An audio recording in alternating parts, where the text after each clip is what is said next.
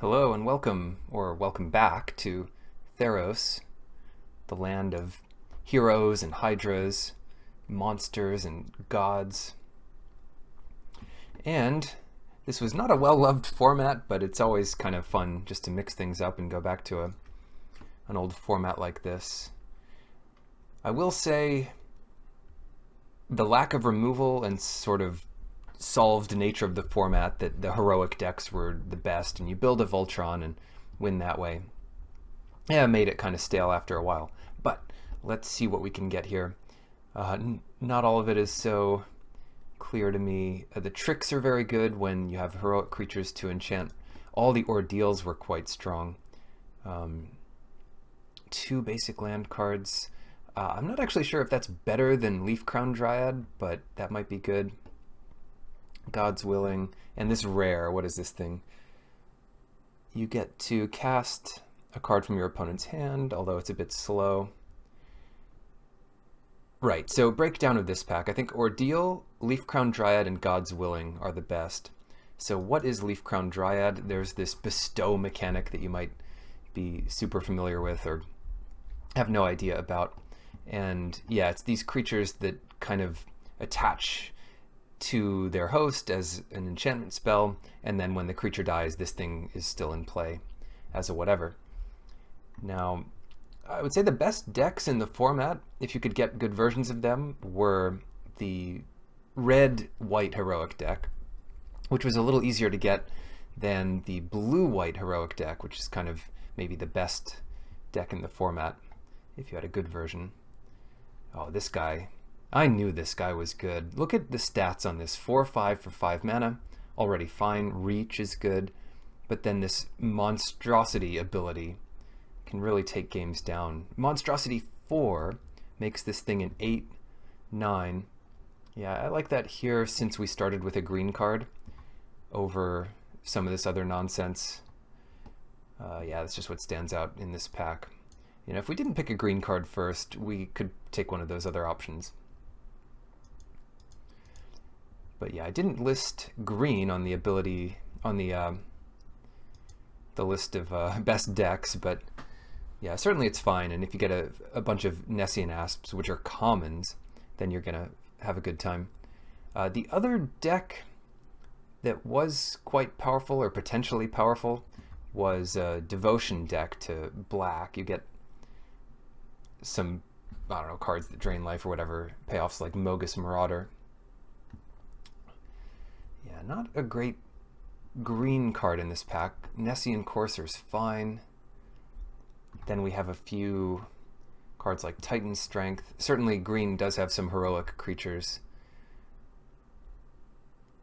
Yeah, but these are not necessarily the good ones that we want. Shoot, I'm going to take Nessian Courser here, delaying picking our next color. But yeah, it's probably just not the best card in that pack. Oh, here we go. Keepsake Gorgon. The people going back and doing this format might not be regulars of the format, or maybe they all are just forcing the white heroic strategies. But it looks like there's a lot of nonsense left in this pack. All of the bestow creatures are good, and the uncommon ones are no exception. This one lets you discard creature cards to pump it. The Keepsake Gorgon, just late game inevitability. It's already a 2/5 death touch, which kills anything and can take a beating itself.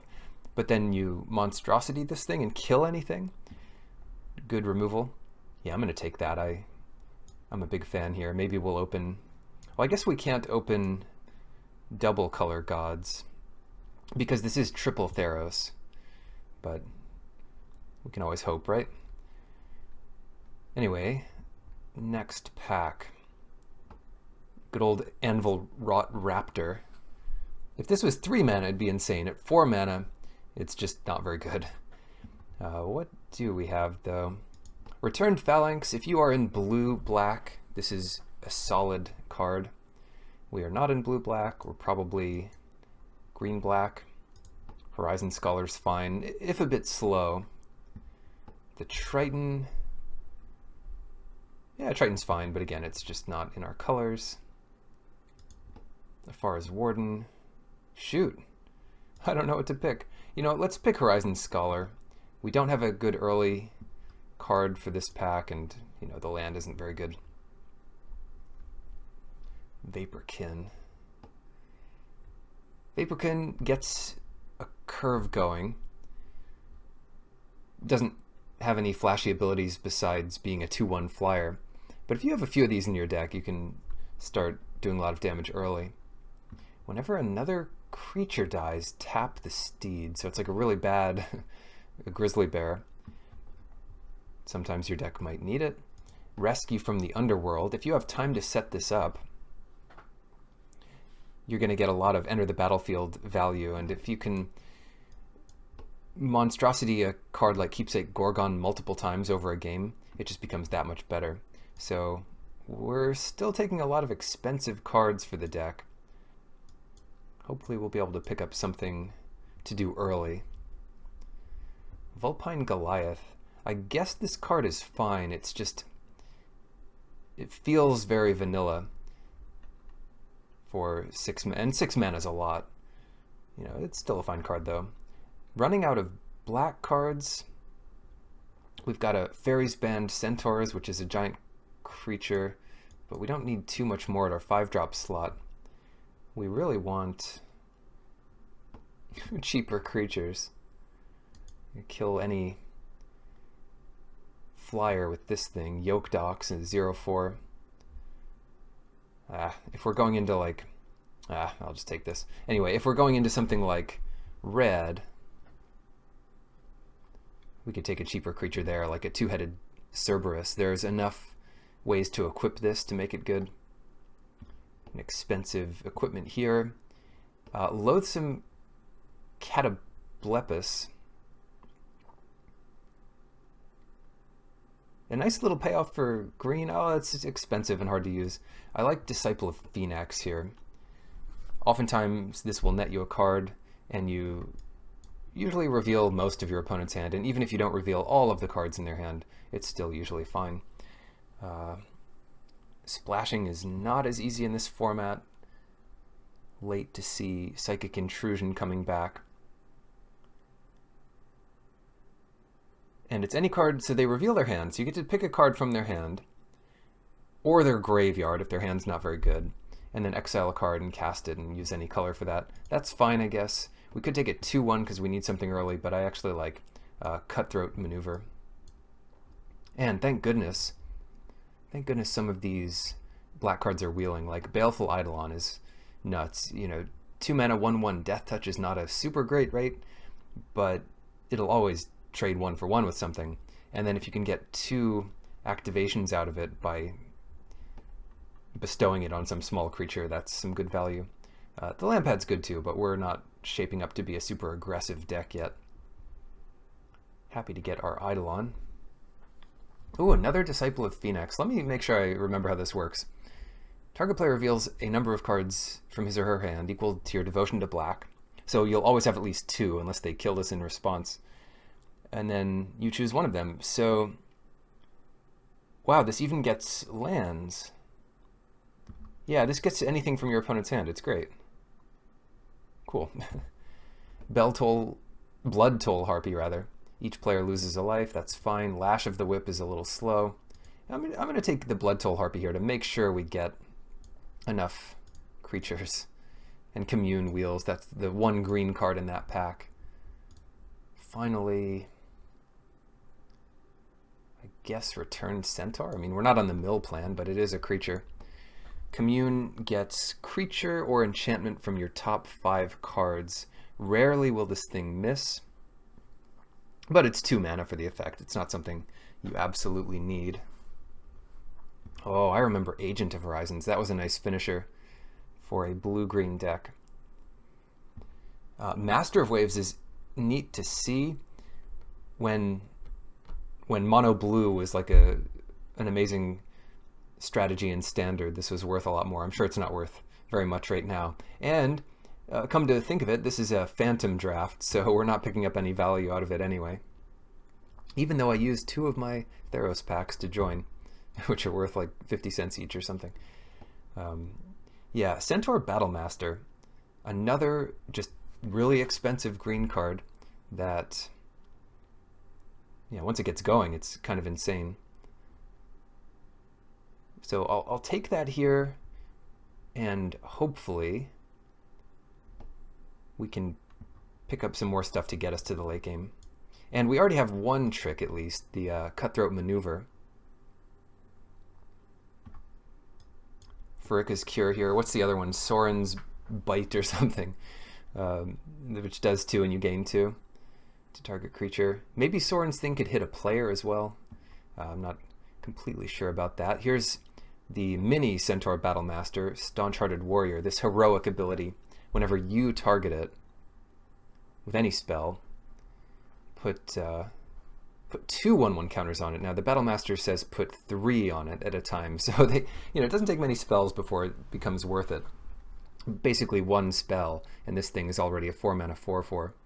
Is that going to be better than Cavern Lampad? Unclear, but yeah, we'll try it. Maybe, gosh, maybe Farika's Cure is better. Yeah, I'm going to take Farika's Cure. We're shaping up to be more black than green, and I just want to be able to kill creatures out from under some, I don't know, some crazy enchantment. Do this in response. Here's a Gray Merchant. This is like, if Nessian Asp is the big bad green common, Gray Merchant is the big bad black common, and you can make a mono black deck with a few of these, and it's really hard to come back from. It even made splashes in Standard, as I remember, in mono black Devotion decks, along with Pack Rat and such. Oh, good times. Anyway, I'd probably take that. The Nemesis of Mortals costs about 200 mana to get everything out of it. Oh, I guess it gets cheaper for cards in your graveyard. Yeah, this actually is quite good. But I think at this point we really have a lot of devotion to black, and we're going to take advantage of a Gray Merchant here. So it's another sleeper of the format, sort of. If you don't know how good this is, then then you might pass it a little later than you ought to. Sure, here's another Catoblepus that we will pass. If it, like, when it dies, you can give -3/-3 to something, and then you can sort of make them block it. But it costs 6 mana for a 3/3.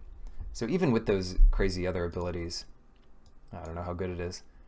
I mean, it trades with a 6/6, so I guess it's fine in that regard. Burnished Heart. Clean 2 for 1 here. You sack it, you get 2 lands, but it ramps you so well. It puts them on the battlefield tapped, and if we look at our curve, it looks like we cap out at 5, but really, with all of these monstrosities and cards with hidden mana costs of 5 and whatever, we're going to need a lot of mana. Oh, do we take another one? Or do we take a 3-mana 0/6? No, I think we don't need the 0/6. Feral Invocation is quite good. It's a flash trick. 3 mana is an expensive trick to give something +2/+2, but it's permanent. So if you do ambush a creature with this, if it's enough to kill it, who cares if it's +2/+2 or +10/+10? The fact that it leaves behind +2/+2 makes it great. Dauntless Onslaught would be exactly what a red-white deck is looking for. You could get 2 heroic activations. It just, gives you 2 targets. Maybe another Burnished Heart. Yeah, maybe just another Burnished Heart here. We can be the ramp deck. So the lifelink on Cutthroat Maneuver looks very good. We don't have that much in the way of what is it? Heroic stuff, or at least the stuff we have is a bit later in the game. So I'm looking at Nessian Courser here and Artisan's Sorrow. You'd main deck maybe one of these. There are a lot of enchantment creatures going around, and a few enchantments that you might want to take down. It's expensive though. I mean, it's instant. It's quite good in the format, but it's a little expensive. Maybe we go Nessian Courser here just to keep up our curve. Oh, Oh no, can we splash this Ashen Rider? I'd really like to. When it enters or dies, exile a permanent. So 8 mana, 5/5 flyer, that's not very good. But the fact that it's exiling 2 things when you cast it, these are the kind of cards I love to splash. Now, I'm going to play it a little safer here and take Sedge Scorpion, which turns out to be pretty good. Oh god, that's a late favorite hoplite. This is maybe, well, it's certainly one of the best cards for the heroic deck. But not for us. Definitely not for us. And you can tell people aren't value drafting because it is Phantom, so the Temple of Triumph is still here, but we can't really use that. Even if we were splashing a white card, we're not red. And you would play an off-color Scryland like this, but this is just double off-color, so no thanks. Wanderer, yeah, might get us to the late game, but I wouldn't be excited to play it here. Just like I'm not excited. Shredding Winds. We already have one of those. I think at this point we just take an Anvil Wrought Raptor. Maybe that'll be good. Prevent all combat damage that would be dealt to players. An interesting thing here. So if they go for an Alpha Strike, you can pick off the creatures that you'd like to block and then take the rest. Omen Speaker's pretty neat. I love the art on the Cavalry Pegasus. They did a good job. I'm going to take Defend the Hearth. Yeah, I like cards that can come out of nowhere and surprise your opponent. Lost in the Labyrinth Rage. Yeah, I'll take the black card. Fine. We'll take the Catoblepus. Maybe we'll even play it. We'll take another one. We'll take all of them. And we get the Cutthroat Maneuver back, so I guess we're more or less in the right deck. Green is being cut a little harder than black. As you can see, we're being passed last pick black cards that we don't really want, but the Wanderer helps with your devotion slightly, and it does block giant monsters that might have started small and gotten a few heroic triggers. Who's in this thing? Who's doing these old drafts? Gabrielle, Crispy, Bagdandy, Neatocore, Gumbercules, Wyvern Slayer, and Mishka. Oh my. NX and Siamede, these are some of the first like 2-person legend cards, but they've done a few since. Farika's Mender. Well, that's a nice one. Return creature or enchantment from your graveyard to your hand. Yeah, just a 4/3 body. Not embarrassing for 5 mana. And then you get back a creature. Could be a Nessian Courser. The Future Sight reprint. The Nessian forests are where all these giant monsters live, I guess. Yeah, I think I like that here. It's just on color. And it's a Gorgon. Gorgons are sweet. We've got 2 of the best ones now. Oop, not him. Where is he? Oh, yeah, here he is. Keepsake Gorgon. Triton Tactics, a nice trick. The more targets a thing has, the better it is in this format. And it let's see, untap the creatures too, so yeah, quite a strong trick. Chosen by Heliod. Yeah, not much value on its own, but it does draw a card and gets you any heroic trigger that your creature has. I'll take another Baleful Eidolon. That's a perfect pickup here. Now we have a lot to do early. Well, not a ton, but enough that I'm not too worried about dying. 3 Death Touch creatures. And we're just trying to get to the late game. Satyr Piper can be a nice way to finish a game, but I think we're just going to outvalue our opponent with our late game creatures here, and we won't need some taunting elf to get through the last points of damage. I suppose it is better on Death Touch creature, or like with Death Touch creatures. I'll leave that to someone else. Scourge Mark. There we go. When it enters, draw a card, so it replaces itself. You don't even have to target your own creature, so you could always draw a card just by making your opponent's creature stronger, and it will activate the heroic stuff. Is it time to take our first piece of removal, Lash of the Whip? The problem with the expensive removal like this is, yeah, it gives -4/-4, which seems like a lot, but by the time you get to turn 5, their 2-drop heroic creature might already outpace this. So yeah, I'm not super excited about it. Porphyros's Emissary is very good, and there is somewhat of an aggressive black-red deck, but the Minotaur Tribal just was not where you wanted to be. There were much stronger things you could do, and very few of the black creatures, well, very few of the Minotaurs were heroic, and that was where it missed out. Yeah, I'm going to take Lash the Whip here over our third Nessian Courser, just to have access to the effect. Yeah, maybe we should have been in white-black, because we got the Mythic and now the Triad of Fates. A little bit grindy, but very powerful. We even have these 2 Burnished Hearts, so it wouldn't be out of the question to go for this. Yeah, let's spice things up here. Sip of Hemlock is interesting. Destroy creature, its controller loses 2 life, but you see how bad the you see how bad the removal is in this block. What about Time to Feed? It's sorcery, so it's slow. It's 3 mana and it's fight. I think if we weren't taking Triad of Fates, we could take Time to Feed here. But yeah, with our double Burnished Heart and our Ordeal of Nylea, you know, the late game power of Triad of Fates is something I want to test out here. Oh, another Keepsake Gorgon. Oh, that's nuts. I'm so worried we're going to die in the early game, but if we don't, we have a lot of Keepsake Gorgons. Oh, Colossus of Akros. I like this card. I like it, but it's not something we need. We have way too much stuff in our deck.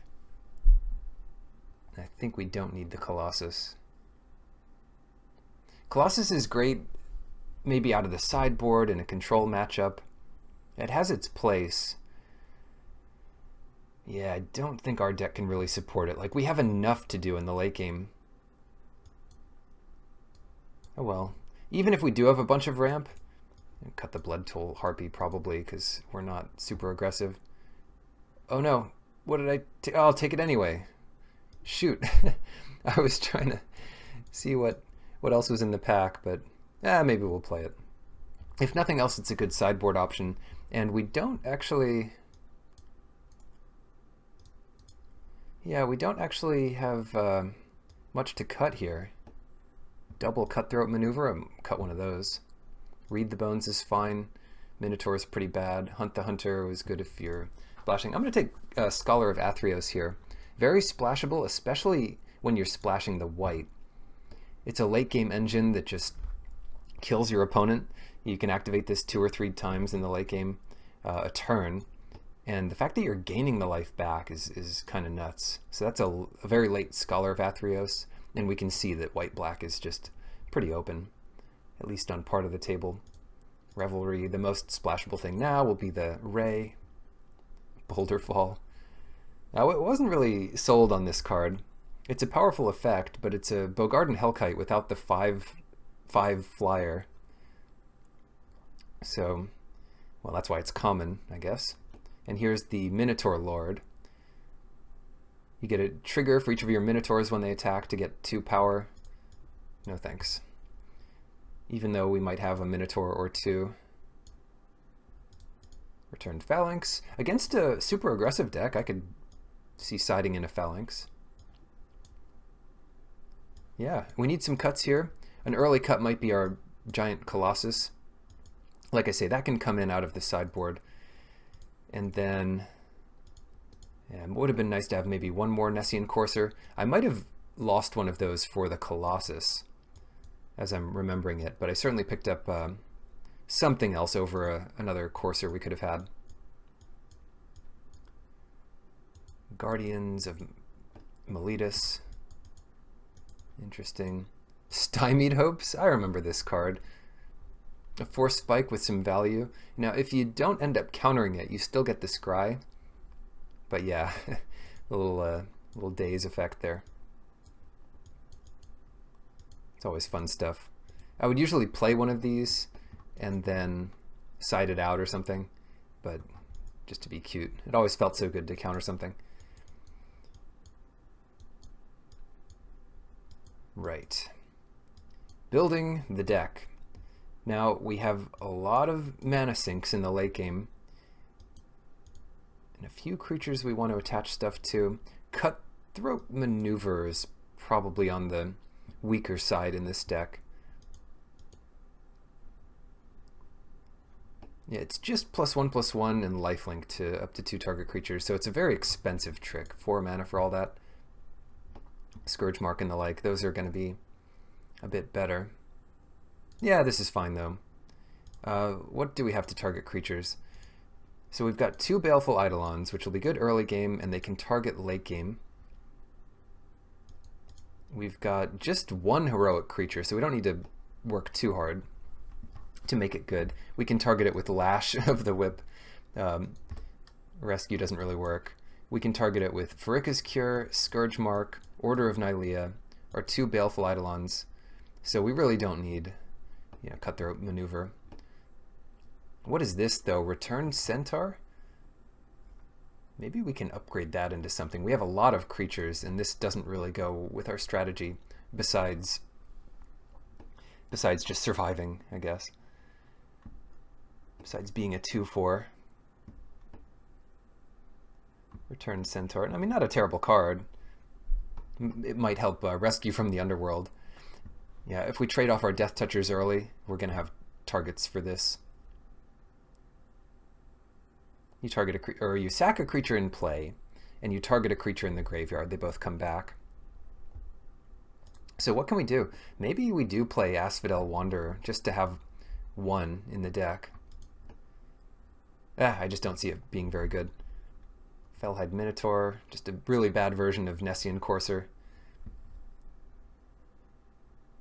But it's also something to do early, and it gives us some devotion to black for the Grey Merchant, if that ever comes down.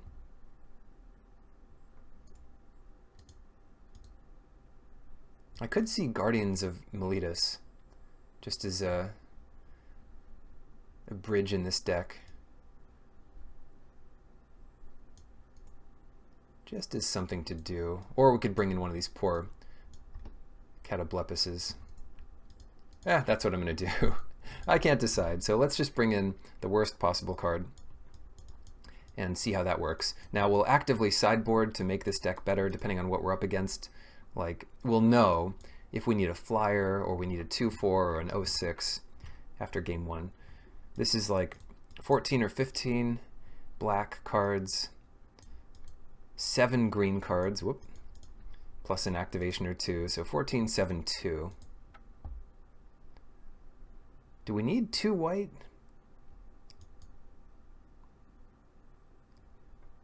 We probably don't need 2 white. But if we can get away with it, I don't mind. Oh, whoops, went the wrong way with that. So 6 green, 9 black.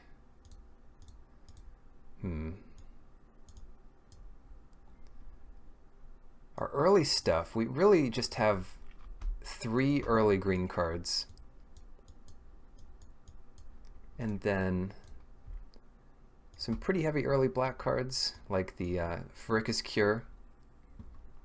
And then once we get to 4 mana, the Disciples are pretty heavy, but not too awfully heavy. Yeah, the fixing is so bad here.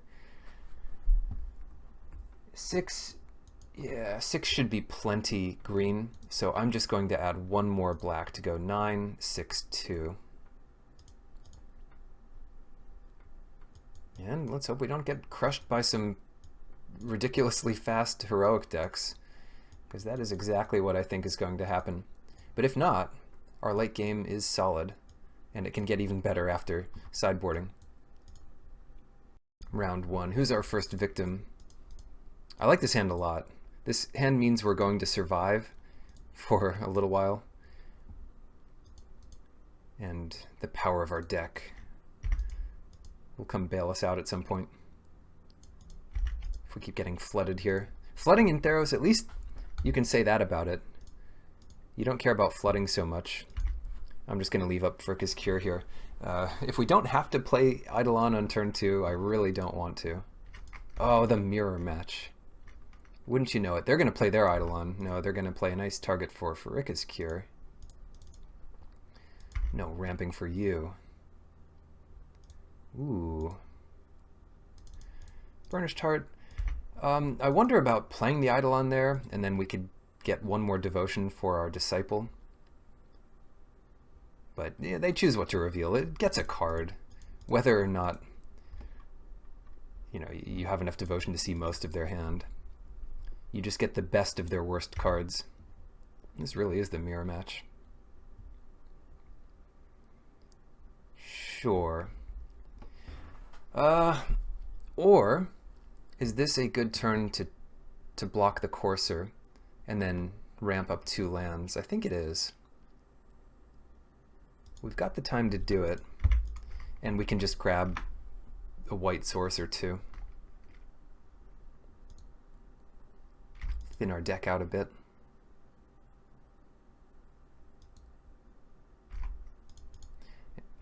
And their guy doesn't have trample, so we're all set. Oh, I forgot this thing was a 3 to activate. Thought it was 2.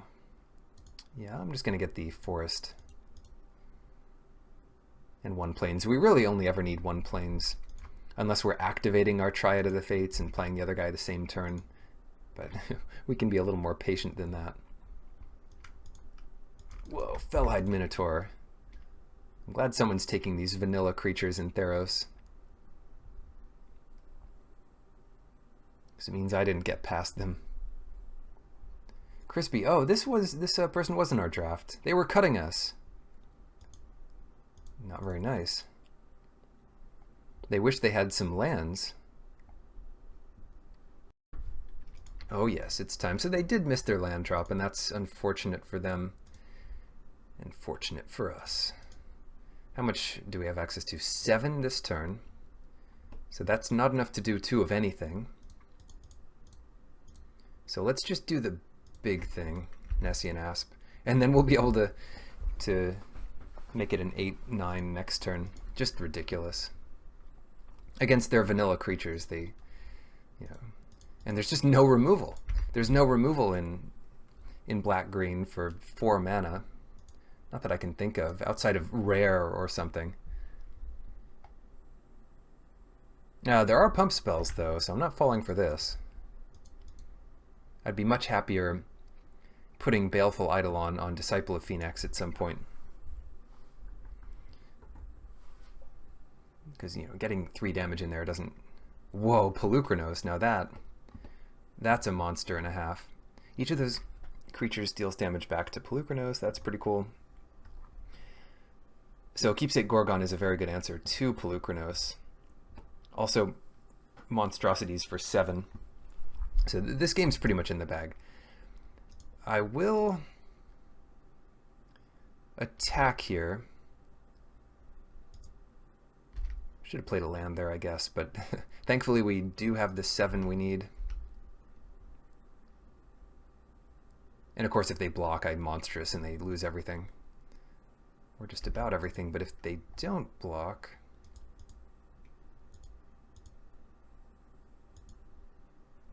It's going to be Keepsake Gorgon time.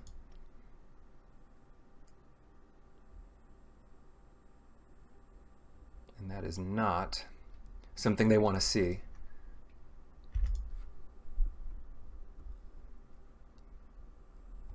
So not a great situation with them. I will block Pelucranos with the Gorgon. It's going to kill it one way or another. But I'll really block whatever they attack with. Yeah, so again, they probably have some kind of trick here that makes sense to attack. So it's probably a +2/+2 trick. Otherwise they'd attack also with the Fellhide Minotaur. You can just see them thinking right now. And yeah, I'll take the 3 again. So I don't want to run into a +3/+3 trick. And now we'll get the chance to monstrosity keepsake Gorgon. And yeah, that should help close things out here. Leaf Crown Dryad, a sad way to cast it, not bestowing it. But if they want to do 2 things, that's just the way of it. Now, it's going to be really expensive to monstrosity the Gorgon. So what I'm going to do here is kill Polukranos on their turn. They can't really monstrosity it for very much, so that taps the Fleshmad Steed.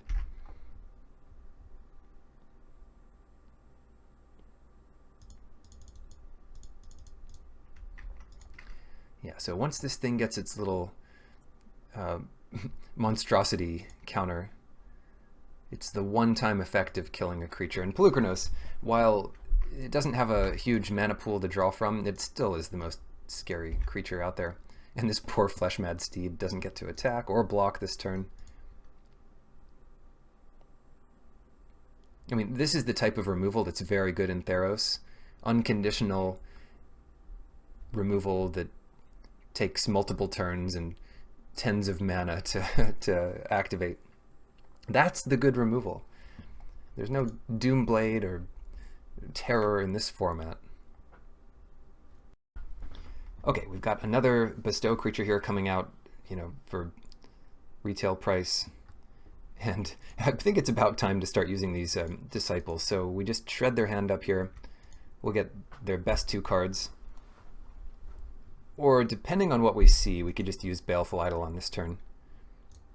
But I think taking their best 2 cards is acceptable. Fricka's Cure, I mean, that just doesn't have any targets. Mogus Marauder is one they'd love to use to get in a kill. And they also have the +2/+2 trick that I was wary about. So let's grab the Feral Invocation, because that's kind of the scariest thing here. And we know now that they have a burn spell for 2 that only hits creatures. And they don't even have the mana for it, so that was yeah, that worked. And they're done. This is a scary board here, and a lot of value. Anyways, how can we fight this? They just have vanilla creatures on the ground, the likes of which the Phalanx makes sense against. Lash of the Whip. I'm not in love with that card. Loathsome Catoblepus is just not something I'm interested in. So I'm going to put in Colossus of Akros and return Phalanx.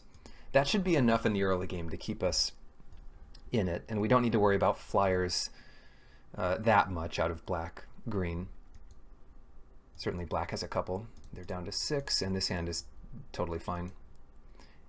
And it's a good reason to play Baleful Idol on turn 2, since it has Order of Nylea. There's no guarantee it gets in past some 3/3s, but at least it trades with it. And it can block a 3/3. We never even had the chance to cast it last game. So if they don't have a creature, I'll go ahead and play Ordeal. If they do have a creature, we can just leave this back. And they do. Sadly, they do have a creature, so we can save our Ordeal for a Centaur later. I do want the double blackout. After their mulligan, Disciple is likely to see their entire hand. It sure is funny playing this old format. They probably just want to trade here. Which I'll accept, I guess. 2 mana for 3 mana. Nessian Courser, just strictly better than the 2/3 they played. Ooh, what to do? I don't mind playing the Disciple here. Oh, the only problem with that is we don't get their best card. I think that's fine, actually. It's the only way we get to do two things next turn. That also requires drawing green.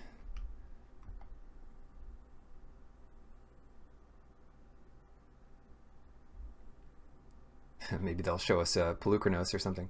I'll take the unicorn, sure. Yeah, so their hand wasn't great. They'll still get to curve out, but they have something better than a 1-2 unicorn. Could be a Pelucranos, probably not, since they probably just would have played that here instead of the Courser. The one card in their deck that I know I'm worried about, as well as our deck is set up against it with all its high toughness creatures. Time to feed. Okay, that's another card to be scared of, and a good reason to play all these Nessian Coursers, in all honesty. So there's still something we don't know about, and they didn't play their swamp. Very strange. But I don't mind playing a 2/5 Death Touch, even if they have a +2/+2 pump. It trades 2 for 1. No matter what, the Keepsake Gorgon's getting a 2 for 1. And they're happy enough to come in, sure. Bring it on. Death Touch. The indestructible or protection spells, those are in... Oh, Lash of the Whip, but that does it too. I was going to say, those are in like white. I like Triad of Fates. It's a bit slow.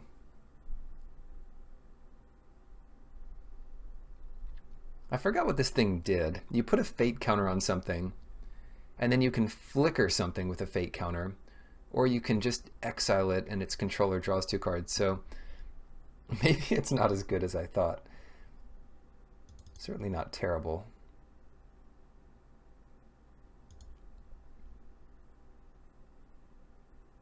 Whatever. We need the double green eventually. We could have done Triad of Fates and put Ordeal on it there, but that doesn't do much. Probably just take a hit of 3 here. Never mind. Let's try to block it. Ooh, Mender. Mender's very good. That's the kind of thing that's going to get back our Keepsake Gorgon. The other thing we could try is to play our Triad of Fates. It's not very fast, is it? Its controller draws 2 cards. It's removal, but it's not great removal. Yeah, I'm still going to play it actually, because we could put a fate counter on Fricka's Mender and flicker that, and then, you know, do that every other turn. Slow but powerful. Read the Bones. They're helping us out here, going down to 21 again, so it'll be a little easier to kill them. A good draw spell, though. Sometimes this feels like draw 4, because you scry, I mean, they don't need any more lands. Scry 2 swamps to the bottom, and then draw 2 cards. You won't always get as good of a deal as that, but much better than draw 2 cards anyway.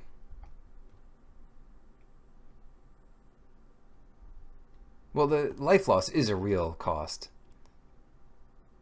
because in the games where you're controlling to the point where you can just take time off to draw 2 cards, your opponent might just be killing you. Baleful Eidolon, that's not too scary. And we can use any color to put a fate counter on something. But I'll keep white up regardless. And we're going to get back Keepsake Gorgon, because we're hunting Hydras today. We'll kill some legendary Hydras with our Gorgon again. Make sure that these aren't sorcery speed abilities. No, they look instant, so that's a plus. Satyr.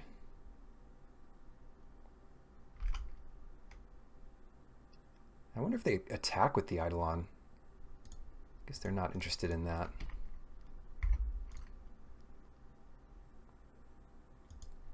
No more cards, so we can't abuse Disciple of Phoenix here and get that back. But we can start casting our heroic Centaur. It's probably better just to do our Keepsake Gorgon.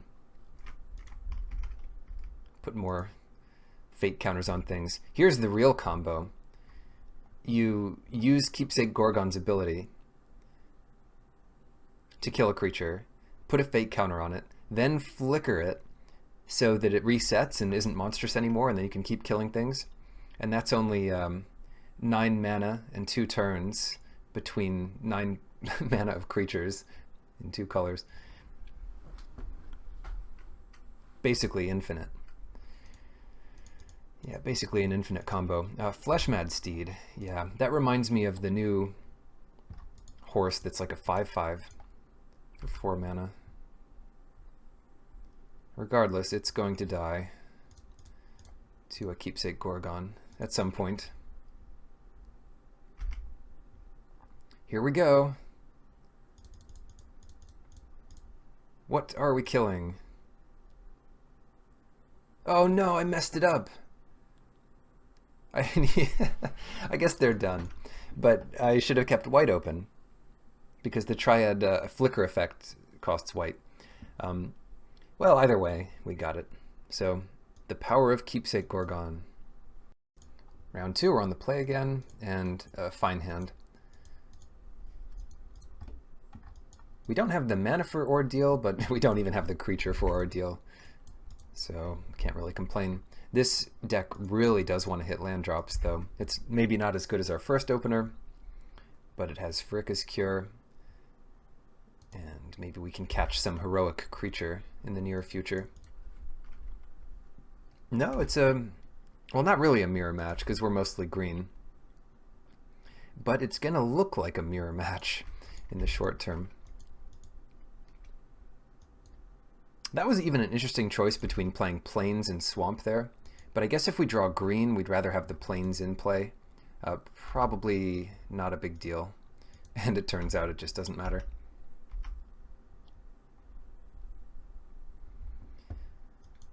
It just doesn't matter.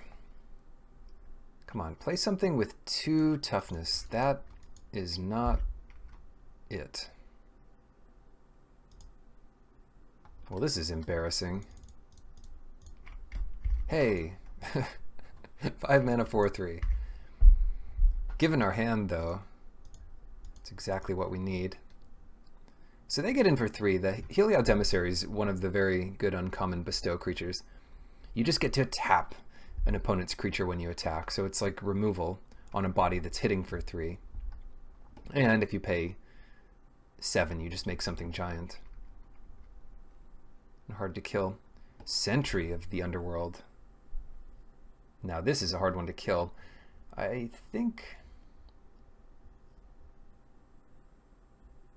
we're okay to just go nuts here. So the first step is, well, this is a tough one. They're just going to start getting in 6 a turn. But we can get in 6 this turn with Scourge Mark plus Ordeal of Nylea. And then next turn we could put on Baleful Eidolon to maybe trick them a bit more. Ooh, I should not have played the land first, but it shouldn't matter. It's unlikely to matter, but it might.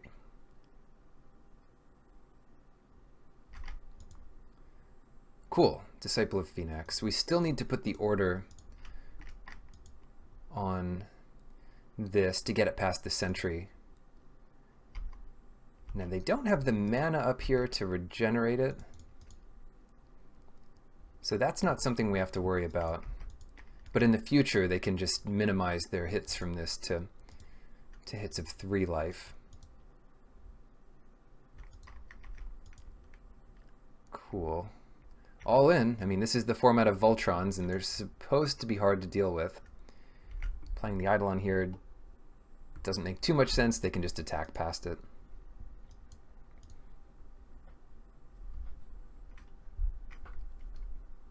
I wish we had a way to put another 1/1 counter on this.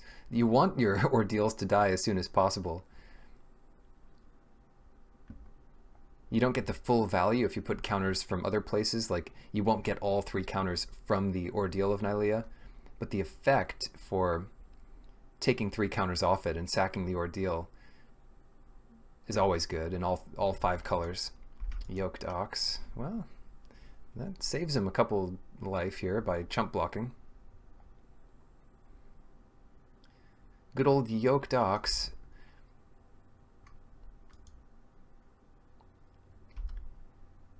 I don't remember if there's like a toughness checker of some sort, or something that lets creatures do damage equal to their toughness in this format. I don't think there is, but I remember Yoked Ox being at least somewhat playable.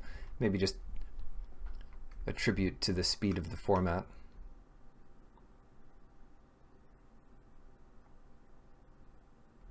Or things like, you know, put a Scourge mark on it just as something to do on turn 1. What are they up to? They must have some options. Second main here. Hopefully none of them include killing our Mender, like a Lash of the Whip. Ah, they're done. Cool. Our Devotion right now is 2 to black, so playing this would take a look at their entire hand. That's probably worth a look.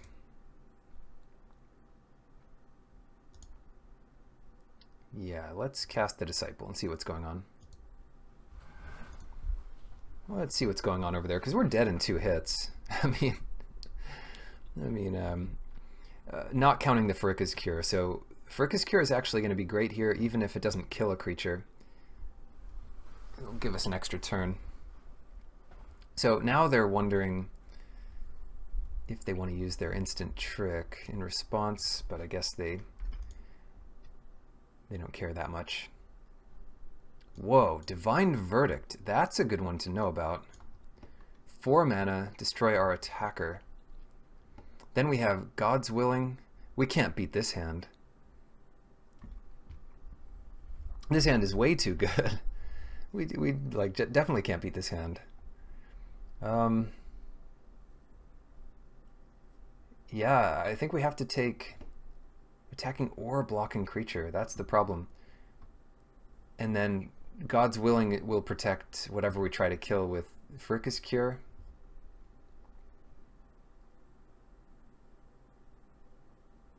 There's really just no chance at all. Maybe if we draw another Disciple of Phoenix, that could be an out. At this point, I think we just take Divine Verdict, because attacking with Pharika's Mender, it's like the only way we're going to grind through this.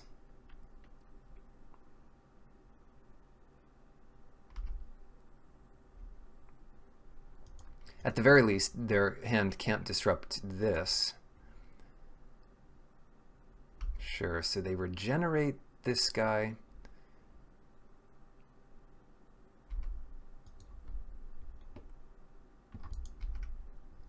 So they only take that. Next turn they'll be gaining 4 and dealing 7. So that's annoying.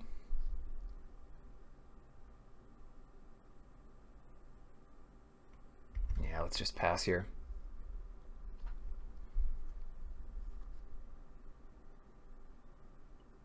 Seven, that puts us down to 4. And with God's Willing, we can't gain our life off of Pharika's Cure. So maybe we're supposed to play the Eidolon there just to chump block once, and then hope to chump block next turn. So here comes the Eidolon, yep, on the big guy.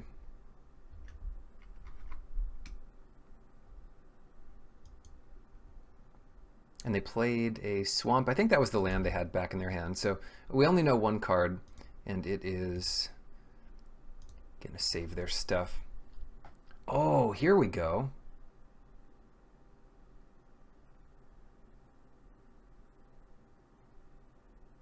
I think we're probably still dead, but at least we have an out here. I have to think about this. This is not going to be easy. 7. Let's play our land first of all. These guys come in tapped, so that doesn't help us this turn. 7.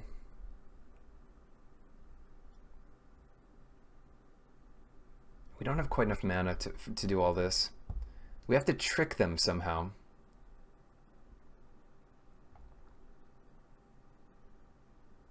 Oh, I know what to do. I know what to do, but we have to just pass the turn here.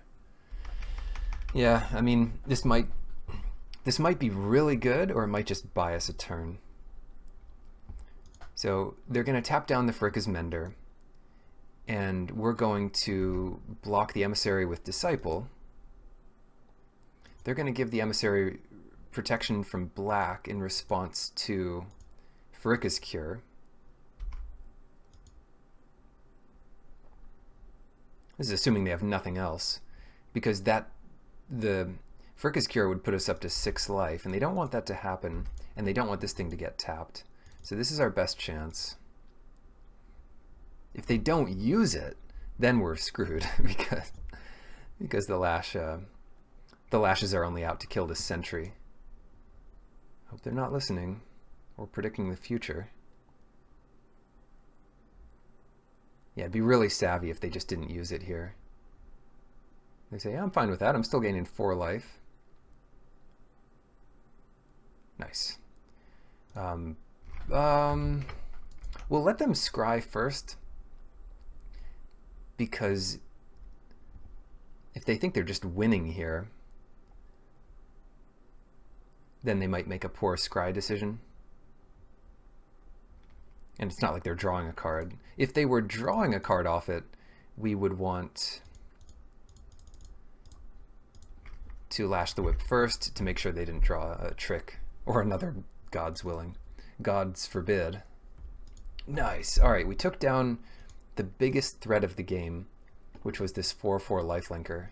Vigilance, flying, regenerate, you name it. The combo of this with Hopeful Eidolon is absurd when you think about it.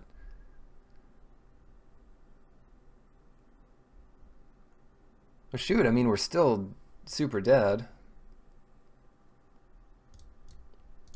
Our only play here is to, well, play the Eidolon. Try to trade with the Emissary. And if they have any removal, cheap or expensive, then that gets very good. Wow. Evangel of Heliod making 6 power and toughness. Well, that's not good for us. That means we just can't win here unless we had an extra 3 mana floating around. So I'll give him that one.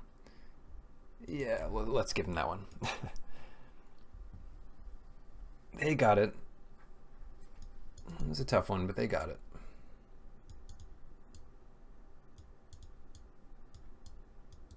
Well, shoot. Stuff tapping down your creatures and flying away kind of makes the game tough. Now, this is where Loathsome Cataplepus might be good to finish off that regenerating flyer. Shredding Winds, on the other hand, not very good because it can often regenerate. If you catch it when they don't have 2 mana open, that's an option. But how often is that going to happen?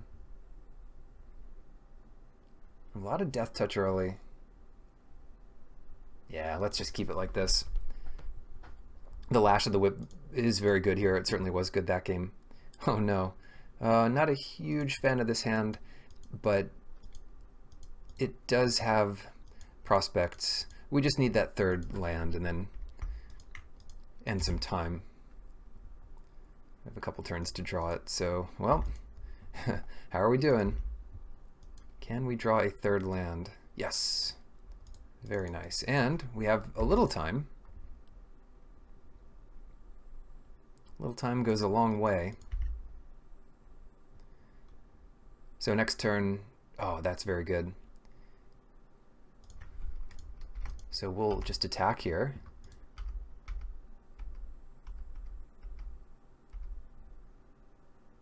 Get him to 18, play a Scorpion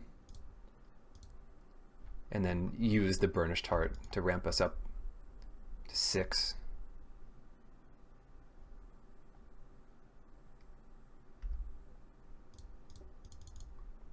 Bam. So that gives us a white-green, would be our best bet. Now what? Now we can do that again, or play a Catoblepis, or take a look at their hand. I like doing it again, and probably should wait till second main to do this, but what are they going to Divine Verdict our Scorpion? I hope so.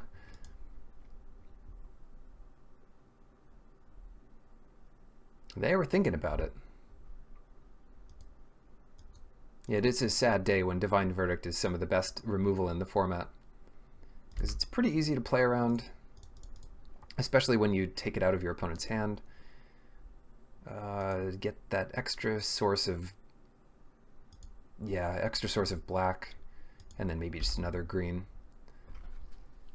8 mana this turn. That is a lot to work with.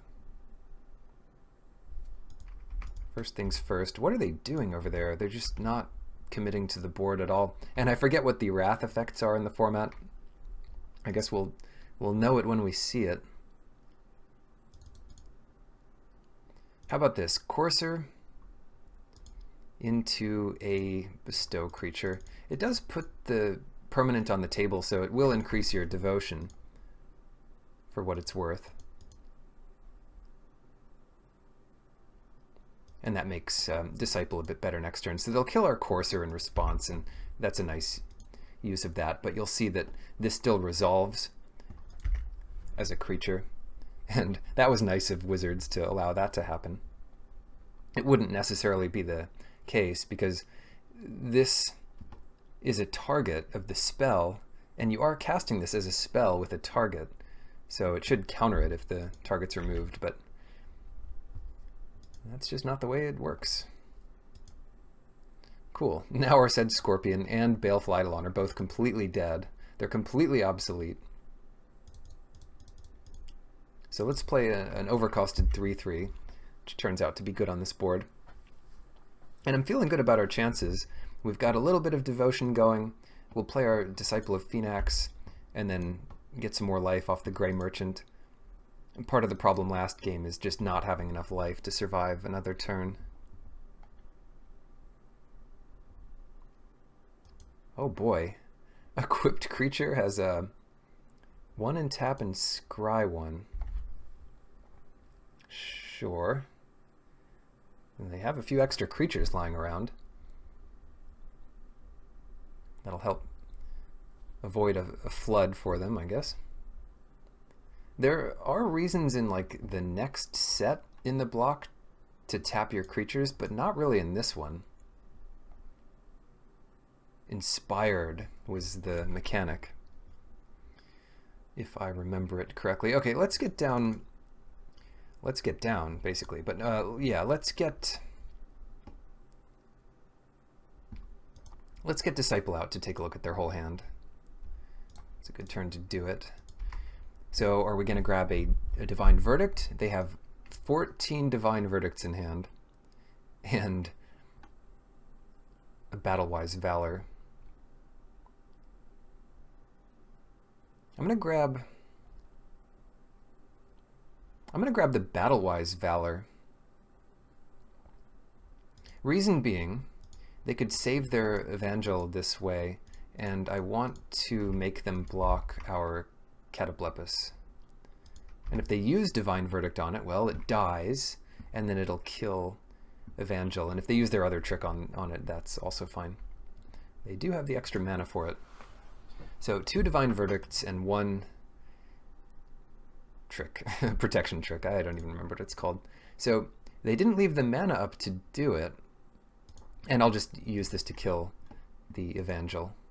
They left the mana up to scry. I guess that's all they're going to do here. Neat. I mean, we got a little bit of value. Not quite a 2-for-1, but it did trade with Divine Verdict and part of a card. 1/3 of a card, a little more than 1/3 of a card, and the Evangel is expensive. You saw their hand's just not very good. Neat, neat. Scourge Mark on the Disciple, because it isn't doing very much good anywhere else. And if they want to use their second Divine Verdict on our 1/3, which already traded for a card, that is a solid 2-for-1. So in comes the Disciple.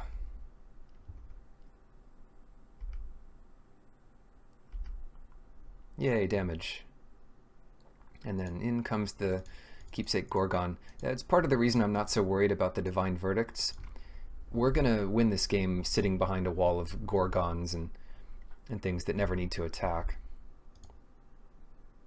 Okay, they can always scry here. And I'll start keeping track of where they scry, so that's their second time to the bottom. After a long game, that will outvalue us. But until then, our board is just far superior. Traveling Philosopher. This small human with no weapons is a 2/2, as it turns out. Oh, that's good. That's very good here. They have Divine Verdict up. And we wouldn't want... Actually, we actually get away with attacking with Keepsake Gorgon here. But maybe even better than that is just to play our Grey Merchant. All right, none of this nonsense. Let's do this turn right. We attack with just the Disciple. If they put all 4 blockers on it, well, that can't be right because, well, maybe it is right.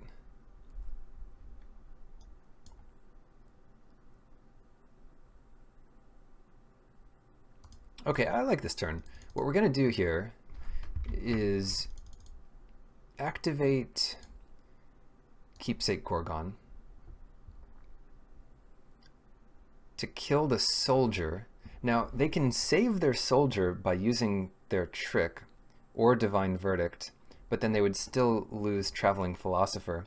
So to save the Traveling Philosopher, they need to let their soldier die and use Divine Verdict on our 1/3. Oh, this is a really interesting, like, you know, game, and they're just going to lose all of it? Sure. I didn't expect this, but I guess it works. They don't really care about their 1/1. And we can't do anything else, so pass the turn. 6, 8. So Grey Merchant here drains for 8. I mean, you see how nuts this is once you have a board. And it's a common. This should definitely not be a common. But here it is. Yeah, it's a 5-mana 2/4. What's the worst that could happen? This. I'm just going to play it.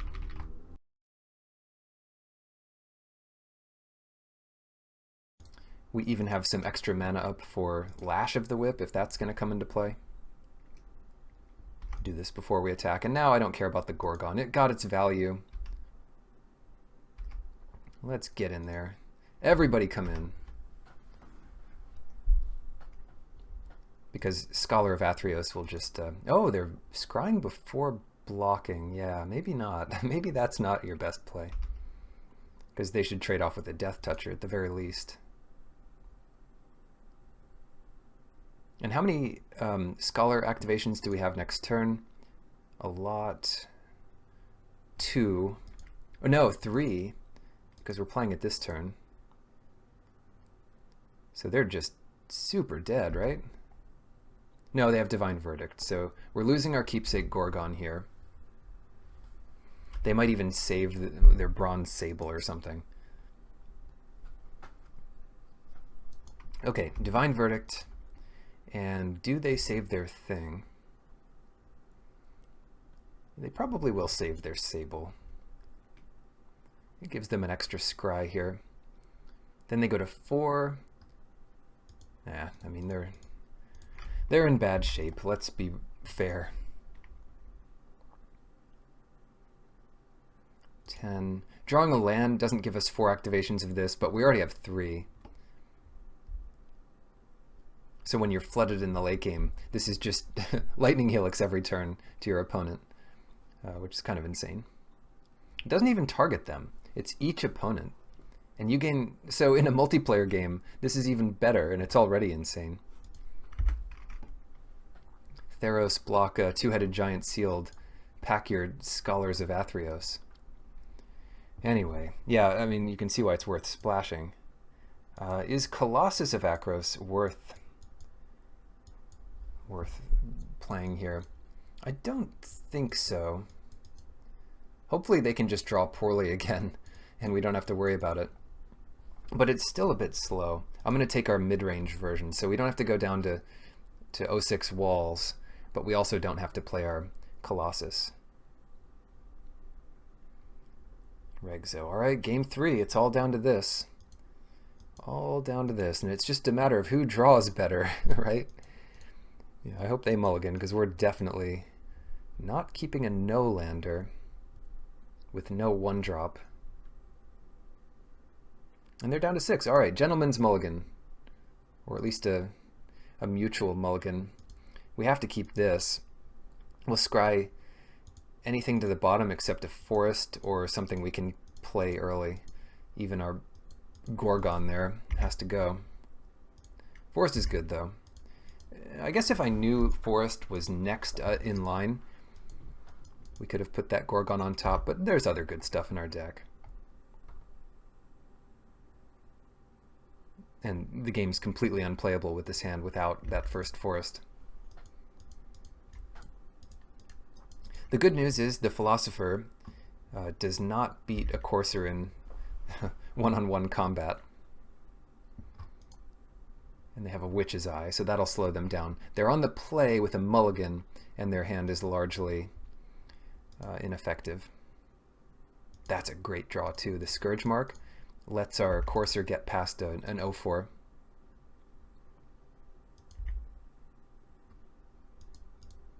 Wow, really good draw there.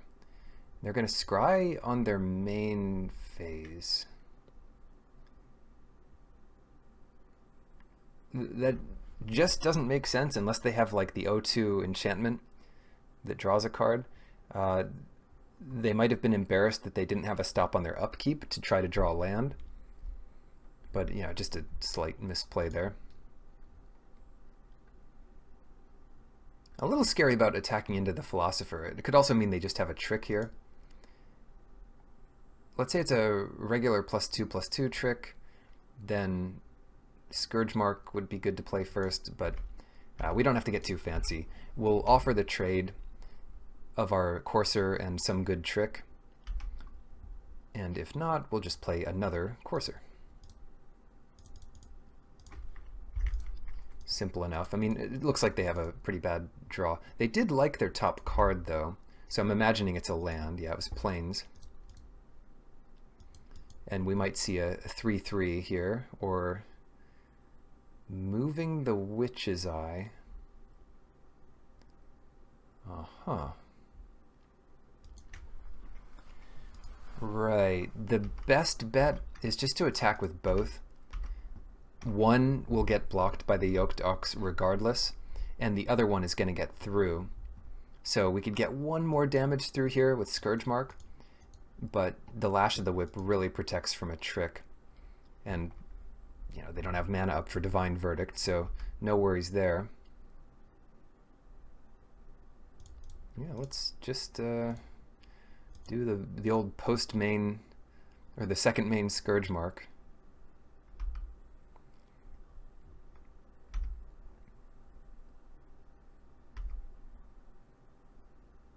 And we draw land.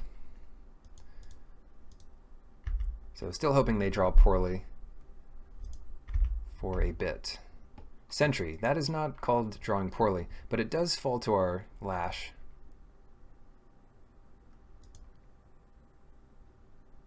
And of course, they can't really get away with blocking it here. I'll offer that because if a creature goes to our graveyard, I'm happy enough with that. They might want to trade it with our 4/3. And if they don't, well, too bad. You know, sometimes you wouldn't do this in live Magic, but online, you don't know the person. Heck, you could try lashing the sentry and seeing if they regenerate in response. I think they probably know about that, but I'll save the lash here. This is this is risky business because they could have the protection spell. Yeah, come to think of it, I should have just killed the sentry while I had the chance.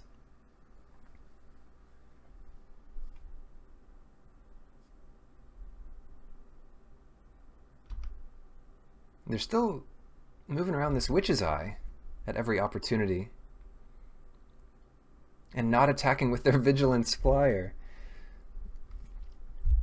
I guess if they have a card in mind that I'm not thinking about, it could make sense. Like, what if we have a Divine Verdict? I don't know. Who knows? So, let's attack here. I imagine they'll regenerate, which will limit what they could have. But I'll wait until they do regenerate to use the Lash of the Whip. And if they somehow kill our creature, then Rescue from the Underworld might help us. So they lose the 3 here.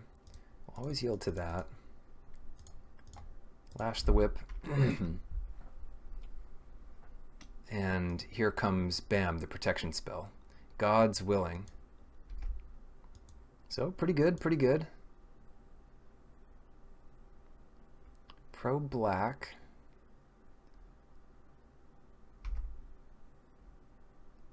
And that gets a creature into our graveyard for rescue. I really should have just killed that thing. I thought of God's Willing a little too late. Let's see where they go with the Scry. And they put a card on the bottom. God's Willing also lets them scry. Wasn't good enough just to give it protection. They scry to the bottom again. Hopeful Eidolon. That's what I don't want to see here. They don't have it yet, but they have a chump blocker for the rest of the game. Oh, their blockers are getting too good. And now they're doing a ton of damage.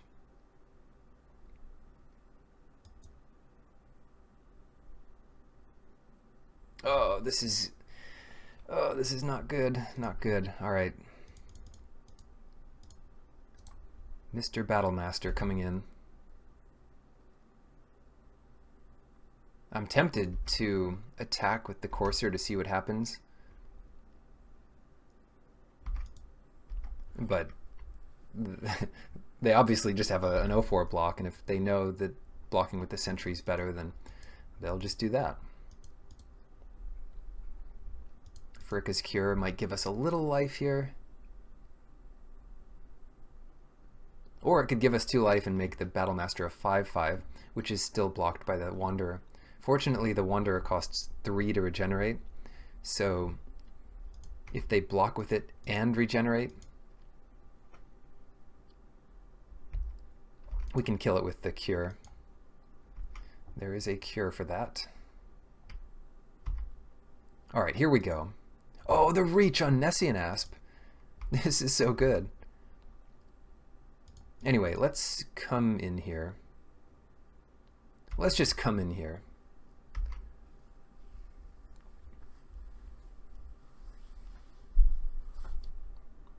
I'm not sure if this is like the best attack, but it's something. And they're falling for it. So they regenerate the Wanderer, we kill it, and we gain 2 life. And this is assuming they don't have another God's Willing, but we can only hope. I'm hoping real hard right now. Maybe they'll maybe they'll do us a favor here and regenerate Sentry of the Underworld in response. Just lose 3 life.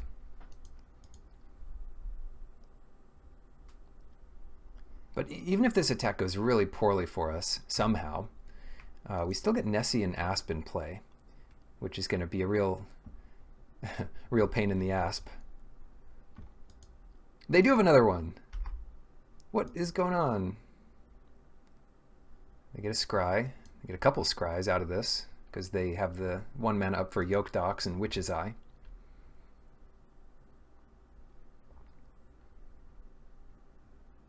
Alright, they're scrying to the bottom. And we don't gain any life. And this thing happily regenerates. And we're going to cast Nessie and Asp. We'll hold up our God's Willing. Nothing better to do. Are we quite finished? Can we not have any more God's Willings? I'm glad they didn't block with the Sentry there, because that's just free money, eating up our creatures and using God's Willing.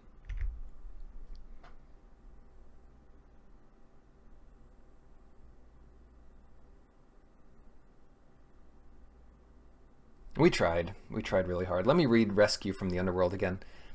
Sack a creature and choose a creature in your graveyard. Then, at the beginning of your next upkeep, return both to your control.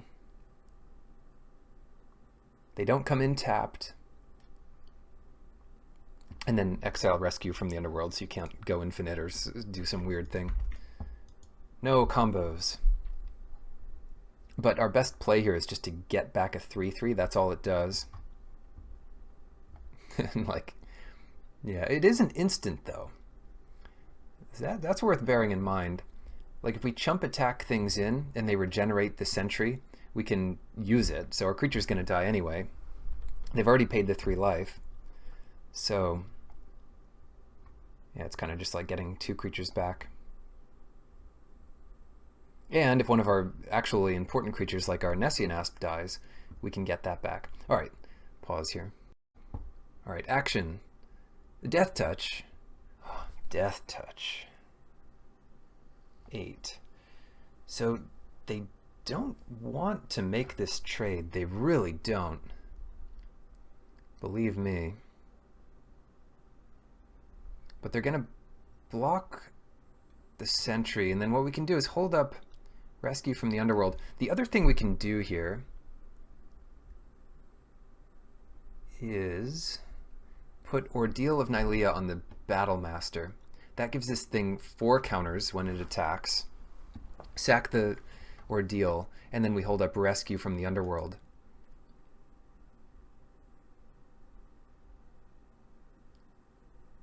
Yeah, all of that looks good here because the Centaur Battlemaster becomes lethal. They could let Nessie and Asp through and attack us back for 4 in the air. That is all pretty good. Then we'll have 1 blocker back, the Nessian Courser. I don't think we died anything. We might just pick off an 0/4 and a 1/1 here. But then we're just being attacked back for 4. And we can use Rescue from the Underworld to get something. And they could be down to 3 life. So, yeah, turns out I'm just going to use Ordeal of Nylea here. Bam. So that makes 1 lethal attacker for 2 mana instead of holding up 7 mana. Here we go.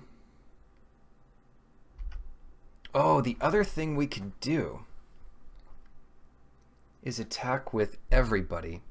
But the problem is, if they survive that attack and they find 2 power, they can attack back and kill us. So I'm just going to make this attack.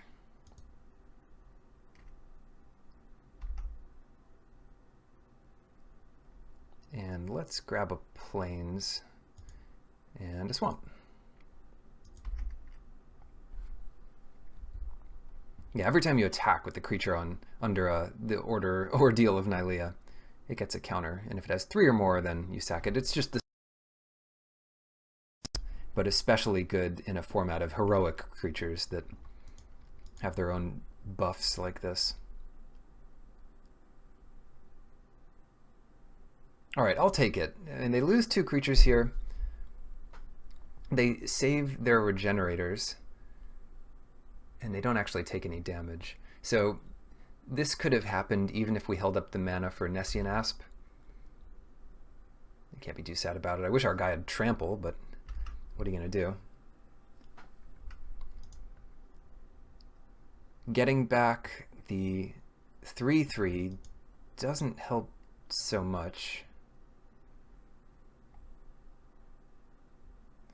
Yeah, that's a bit of a problem. So what I imagine happens here... No, I guess it could help. No, it really doesn't, because their thing has... it's a 4/4 and it's Vigilant. So I'm not even going to use Rescue the Underworld here. I'm going to save that to bring back Nessian Asp. Grey Merchant. Oh, you're kidding. So they just win with Grey Merchant. That was a hard-fought battle. We would have won if I lashed the Sentry when I had the chance. But I didn't, so good games. Round 3 on the draw with a somewhat tempting hand, but let's get rid of it. Yeah, much better here.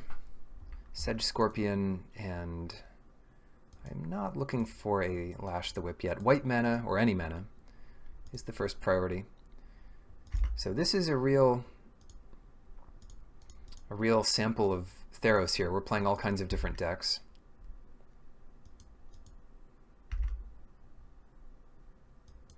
So far, no... What is this? Artisan of Forms. Heroic. And it becomes like a heroic clone. That's totally fine. Yeah, we haven't played the aggressive heroic decks, which I guess is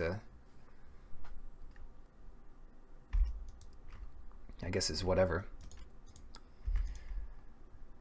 But yeah, I don't want that thing cloning like Keepsake Gorgon or Nessian Asp. So I'm happy enough trading there for our 1 mana thing.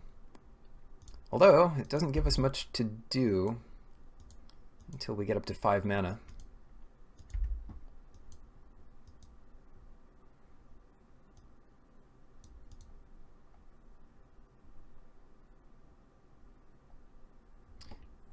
Breaching Hippocamp.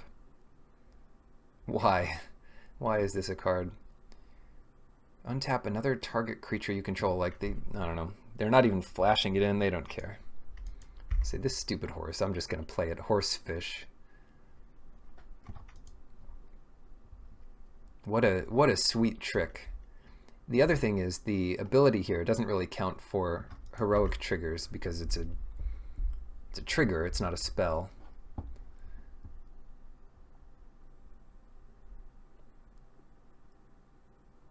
What else do they have? Coastline Chimera. I mean, they're going to beat us if we never find something to do. Fortunately, we find some stuff to do. Let's grab a Nessian Asp into play. Because if we play the Centaur Battlemaster right away, they still attack into it. And the Asp holds both things back. More or less. I mean, the Chimera can attack in. But we're just going to block it, so it won't get any damage in. Then we can start playing our bigger creatures like the Gorgon and the Battlemaster. The Battlemaster becomes a 7/6. Wow, our board's really good against theirs right now. 4 or 5 reach.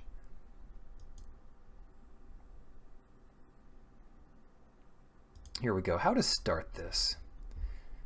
Probably not by attacking. Probably by playing our Battlemaster. I'm trying to think of the tricks in the format. I didn't really study up too closely before jumping into a draft here, but if there was a black trick for 1 in the format, you just want to hold black mana up here. And if there's a green one, you want to hold green up. I don't think there's a green one. No Giant Growth. And I'm pretty sure there's no black one either. Griptide. Yep. So they're going to get in for a hot 6 here. And there's just no way I'm going to trade off my Battle Master with their 3-2. It could have been right. Let's get greedy, though, and play Scourge Mark on the Battle Master. Oops, not doing that right. And if we draw land off the top, we get the Asp, too. Either way, we block a 3-2. Come on, get lucky. Alright, we didn't.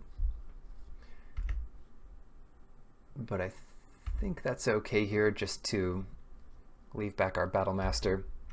And the safer play would have been to play the Asp, because that can stop everything from attacking. Now they get in at least 3. And if they have another bounce spell or tap spell, they get it another 6. We can still come back from that, but it's not going to be as easy. So they could have the trick here. I believe there's something in black that gives Death Touch.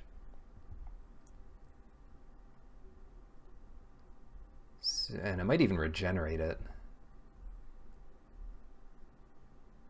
Not Sip of Hemlock, some kind of weird thing. But let's make them have it. Maybe they thought it was flying, because it kind of looks like it's flying. Flying Horsefish. Gray Merchant. We're at 4 life. This is ridiculous. Let's get a blocker. They can get us to 3 life by giving up their Harpy. Maybe we'll draw our Gray Merchant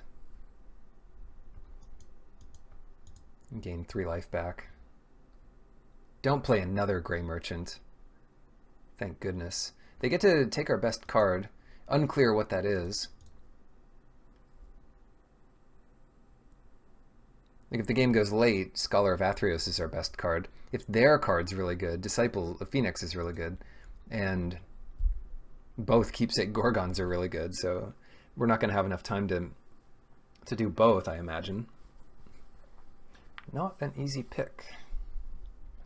Not an easy pick. Yes, so now we'll draw white off the top, and they just want the most, they're taking the most value from our hand here. White off the top. Our other white card, to be sure. Yeah, let's first grab the Disciple, because they're not going to have cards in their hand forever.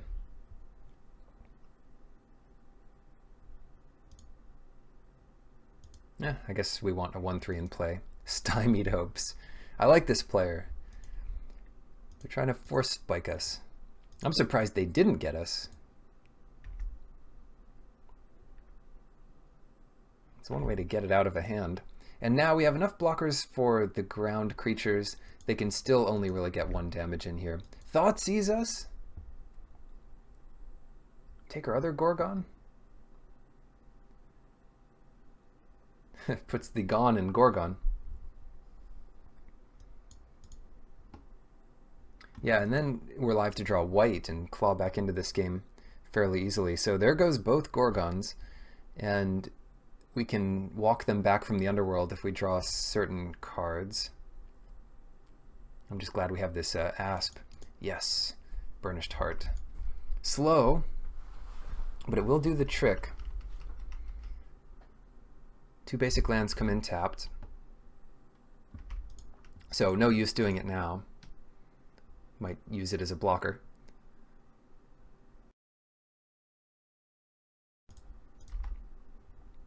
But I'm definitely using it and getting double white, because we can deploy both of these guys on the same turn. Not that we should. See, it might just be better to use the Scholar a couple times. Otherwise, we're using it 0 times this turn. And yeah, that's just not ideal. But once we're up to a life total like 10 or something, we can take a few hits from the Flyers in response to them bouncing our Nessian Asp and still not really die. Next turn, though, we might play the Triad, and it's going to be a slow, painful death if they're, you know, at 26. Well, that's pretty good.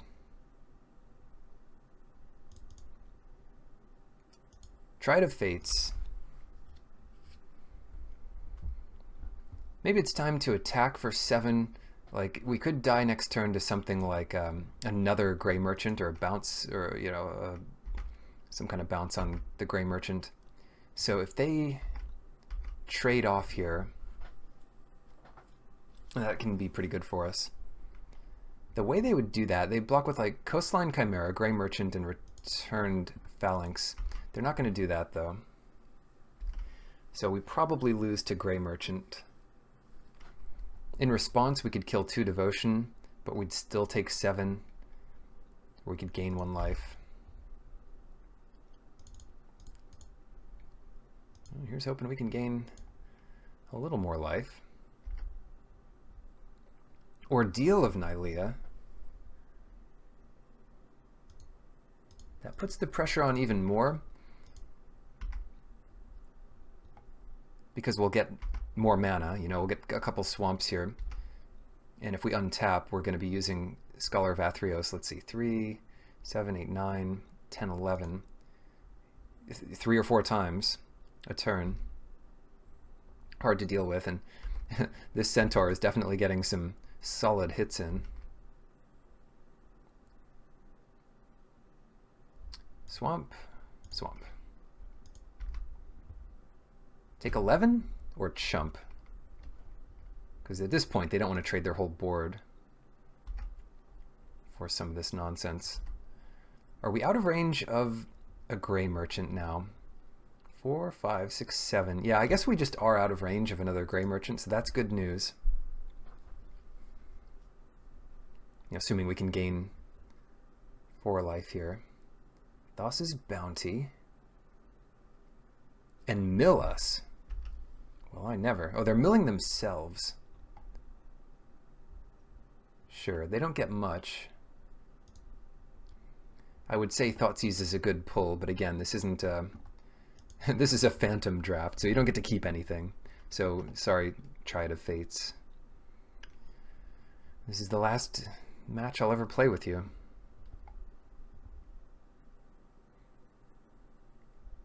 Cool, what did they draw? I mean, that's an expensive card, 6 mana. So they don't have much left over.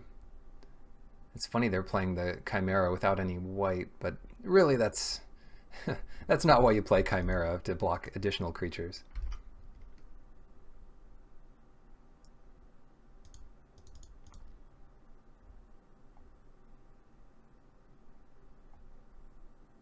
Okay.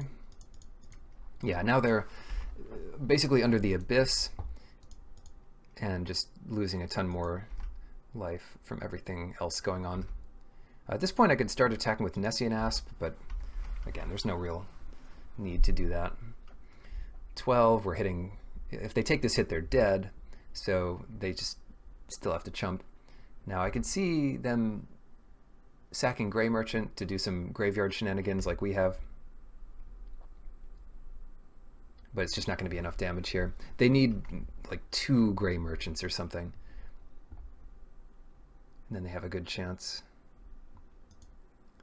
The Scholar. When he enters Scry 2. Bottom, bottom. Well, there's not going to be many cards in the whole format that help you out here. But those certainly weren't them. I'm happy enough just activating Scholar 4 times around.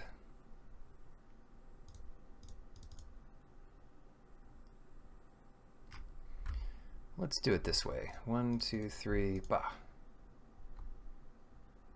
1, 2, 3, bah. 1, 2, 3, bah. Okay. Stack them all up so they can't wait for 5 seconds before letting us do it again. Alright, Centaur coming in. I think at this point, Nessian Asp comes in.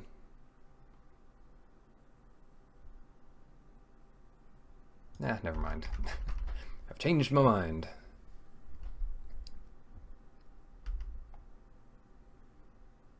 And we'll just pass it back.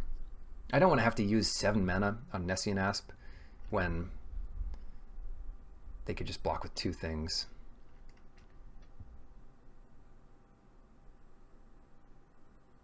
What have they got? I mean, they've got 3 cards over there. They've got tons of mana.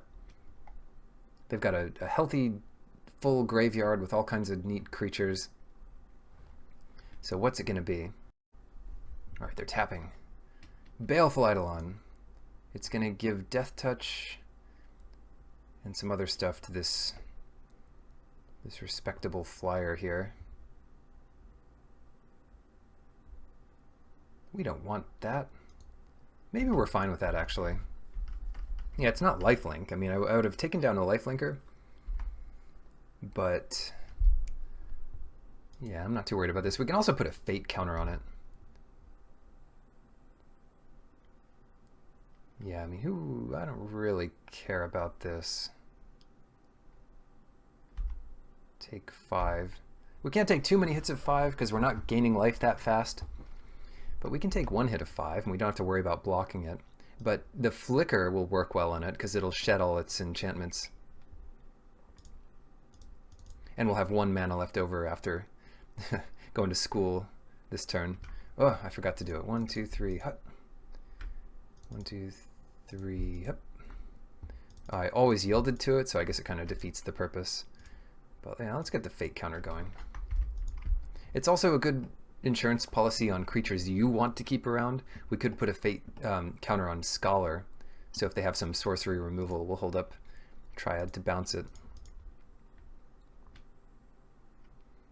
Right then.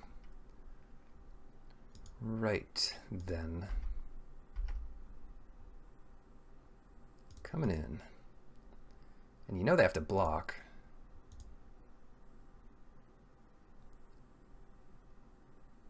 They have to block both, so yeah, it's a good place to be.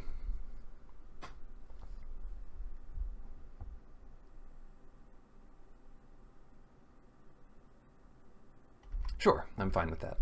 I'm not going to use Monstrous just to kill a 1/5 when we could be doing a lot of good work.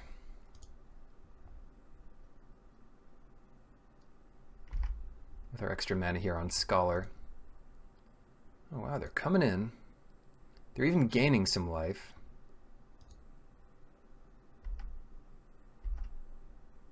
But that leaves them with so few blockers back.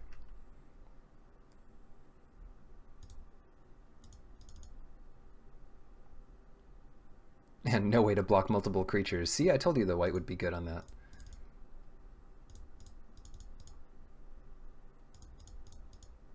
And what else do we want to give a fate counter? Let's give a fate counter to... Oh, whoops. I'm trying to give a creature a fate counter. Let's just do it to their creatures. And now, the moment you've been waiting for, the lethal attack. And if they respond to this, well, we can just activate Scholar 4 times.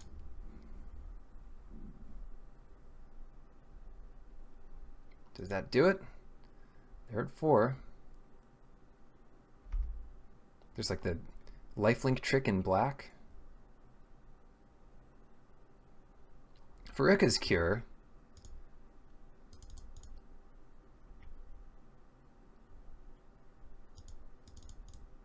They're going to wait for us to activate it the last time.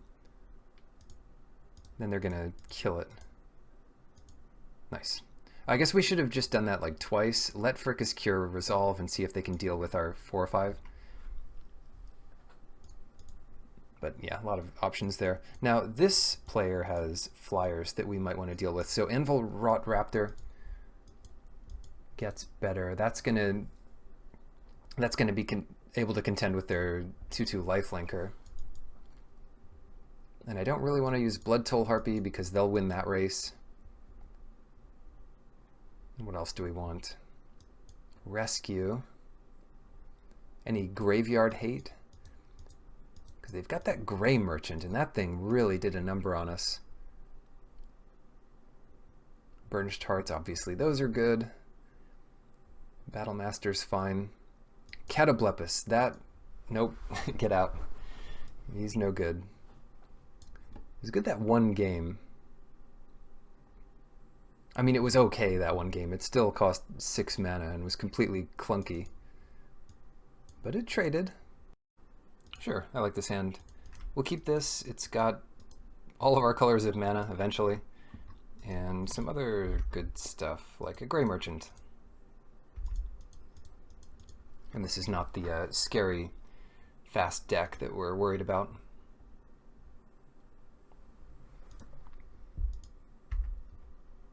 Drawing green would be about the best we could do, but Sedge Scorpion does not match up so well against Asphodel Wanderer, if they have any mana up.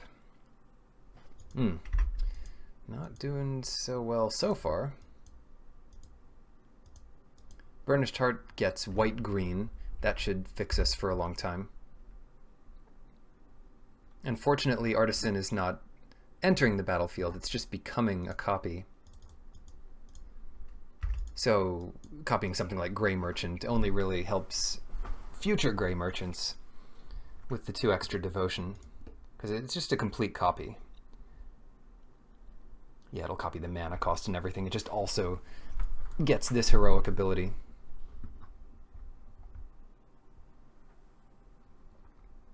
No! Yeah, the biggest fear. The only pieces of removal. And even this one's hard to cast. It's double black. Uh-huh. Time to give them a more powerful creature. Time to give them an upgrade. Alright, you don't always draw so well. And this is a good example of that.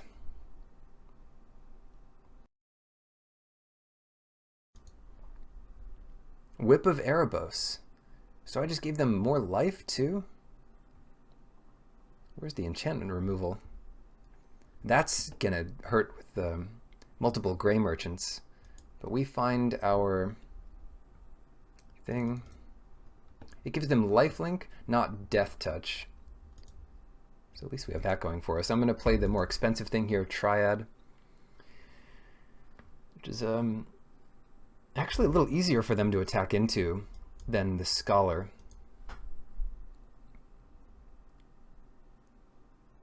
And heck, they could even target this with something and then copy the Triad. But if we draw land, then we use Lash the Whip to stop that from getting out of hand. Because yeah, the Triad plus a Gray Merchant, that gets crazy. Flicker it over and over again every other turn.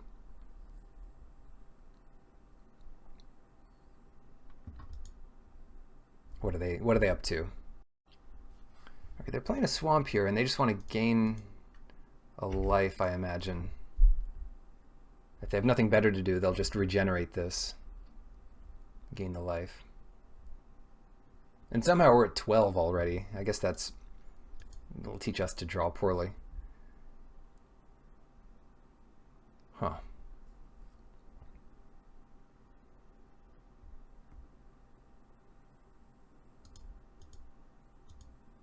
Okay, here's what I want to do. I want to play a couple things and then be able to use Triad of Fate's ability.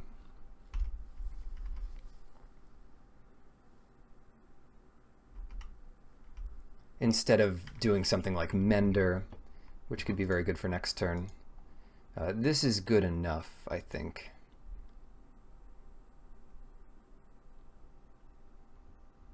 What is all this nonsense? Gray Merchant. Right, so that is one we want to exile with Triad of Fates, because that might be their only Gray Merchant in the deck. It certainly took them a while to draw a second copy. And even if we have to give them 2 cards, it'll be worth it here. Unfortunately, our own Gray Merchant doesn't gain so much life.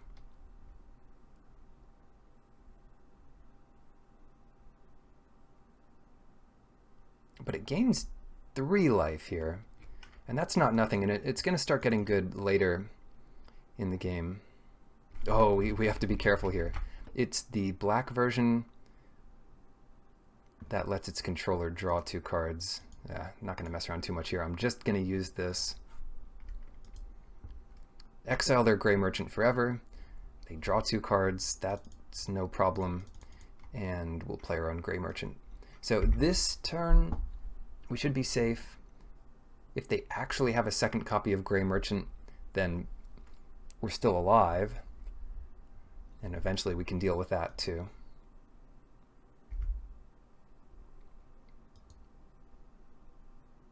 Yeah, in fact, once that's in play, we can just forget about it and start gaining life off the Scholar. 2 life a turn, should be able to outpace all but the best draws. Yeah, it really sucks to give them 2 cards, especially because this thing was just a 2/4 now, or their version of it. What is this? Copy an instant or sorcery spell with lifelink. Okay, all right. Not a problem. We want to at least keep up Try to Fates here, so we can gain 1 life off the Scholar, or better yet, let's keep up Try to Fates and play the Mender, so that'll be some good blockers here. So we'll get back Burnished Heart into our hand, and now we have a nice solid defensive body here. I get that they can use Whip of Erebos, but if they're just throwing creatures at our blockers, it's not going to be so great for them. And now we've done it. We've set up the Triad of Fates Gray Merchant combo. Next turn, gaining 4 off that. And they're losing 4. It is a double-edged sword, where the one edge heals you, and the other edge... Yeah. Oh, shoot. What's our most expendable creature here? It turns out to be... well, it's probably the Sedge Scorpion, but I'm pretty sure they're just doing this to gain the life, but we don't want to take the damage. And we don't want to trick to steal one of our valuable creatures out from under us. So, bam, there's our Gray Merchant, our fateful Gray Merchant. And now I am just going to start gaining some life back. Alright, here's the deal. We're going to play Burnished Heart, because they don't have flyers yet. And then we have Flicker Gray Merchant, and we have 1 Ping of Scholar. Or if we're really in good shape, we can just use Burnished Heart and get a couple more mana into play. We probably should be in good shape, because after we flicker Gray Merchant, that gains us 4 life.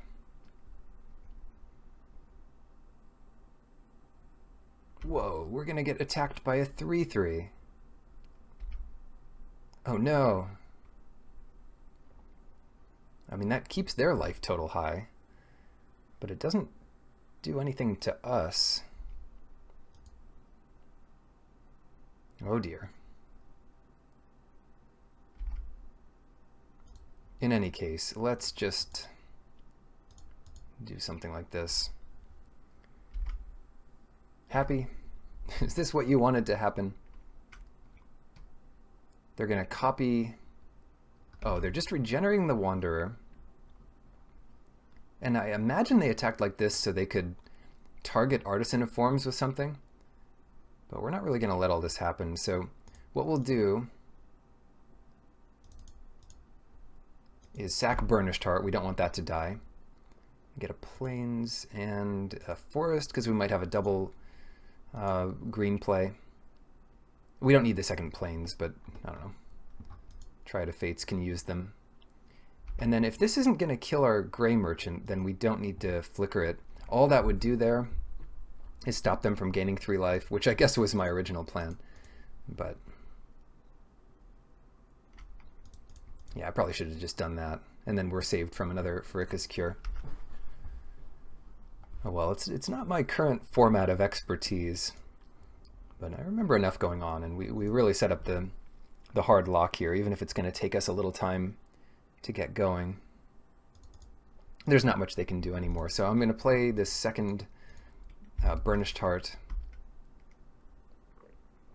And if we use it, we don't get even a drain from Scholar, but we'll put another fate counter on our Gray Merchant. And you can see where this is going. It's just the beginning of the end here, I'm afraid. Their best bet is to do something like copy our Triad, but then we have Lash of Whip backup. All the lifelink, though. Yeah, eventually we'll claw through these creatures. So this turn, I'm going to try to punish this attack.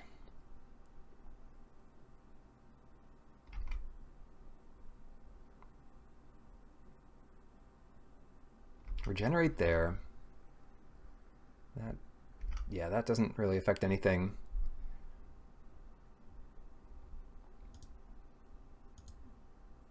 Fate counter. Lands.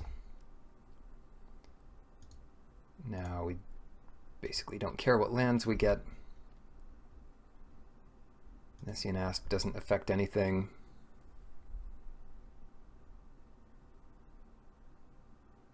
If we could add Black Devotion, that'd be fine. Let's see. We have 11 mana here, so if we take that down to 6, that's pretty good. How about it? Let's just cast in Nessian Asp. And it's 6 mana left, so if we need Lash of the Whip, we can do that and Triad of Fates. But at this point, they don't have anything that blocks Nessian Asp well. So, you know, we lose 1 ping off the Scholar to get a 4 or 5 into play, and that's probably good enough.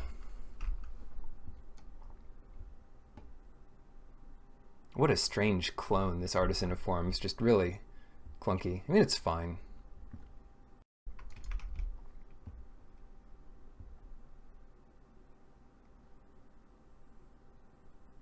This turn, pretty straightforward. We're going to block with Gray Merchant and flicker it.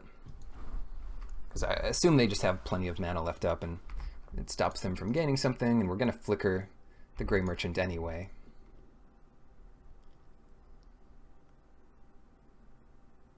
Of course, if they don't regenerate, we would just wait till after. We'll just always yield to that. Whoa, value! We stopped him from gaining a life. It would suck if they have their own Lash of the Whip in response, because then our fun would be over for the short term. We'd have to set up a play of like using Furka's Mender, fate counters on that, flicker that, get Gray Merchant back to our hand, and at least we could cast it from there. Dark Betrayal. Yep, that's what we'll have to do. Dark Betrayal, huh? That is some serious hate.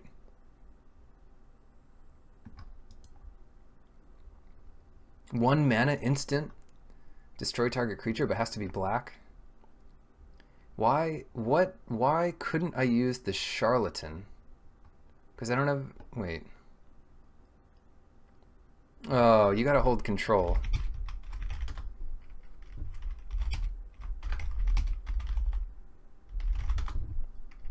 Yeah, that's a weird one.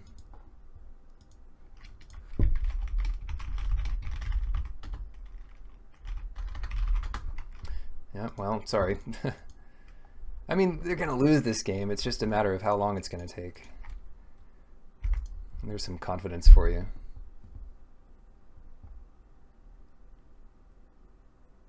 It is one thing that just doesn't happen in live Magic. I mean, well, actually, live Magic is even worse because people will sort of pass priority and then say, oh, and by the way, in response, it's like, well, no, you have to do that before you pass priority because they just don't know how the stack works.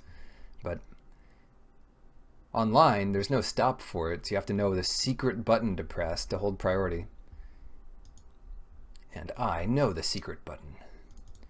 All right, in any case, let's see how many lands they're holding in their hand. Probably 1. Yeah, it's a swamp. And they've got some lifelink. If they go nuts and triple block this nonsense, then good stuff. Oh, you know, the Dark Betrayal copying and killing Triad of Fates would have been very good. I still think we win this game, but not nearly as convincingly. It's just so hard to fight against a Scholar of Athreos, and they can't kill that. Its color identity happens to be black, but it's not black itself. Okay. Yes, let us pass. Fate counter on Mender, double drain from Scholar.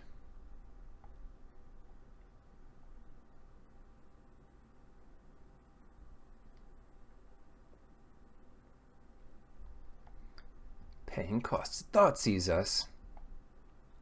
Interesting. Oh, and they're gonna copy the Thoughtseize. We gotta stop this. We have to stop this madness. Let's kill the charlatan, shall we? Now they can steal our poor raptor and our ordeal. But we still get to put our fate counter on Farika's Mender. And they lose 2. Well, yeah, they do lose 2 life here.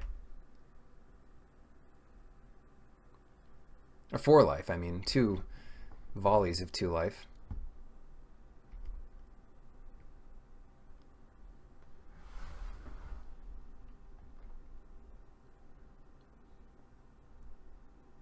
Goodness gracious. How much life do they want to gain this turn? Certainly they'll come in for the 1 life link.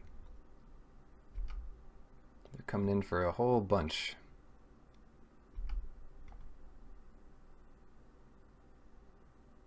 What? They have no cards in hand. If they bring back a creature, it's not something that'll kill our stuff. Yeah, so normally you wouldn't block here, but if they have actual nothing in their hand that can affect what's going on, then I think we're fine. All right. Flicker the Mender.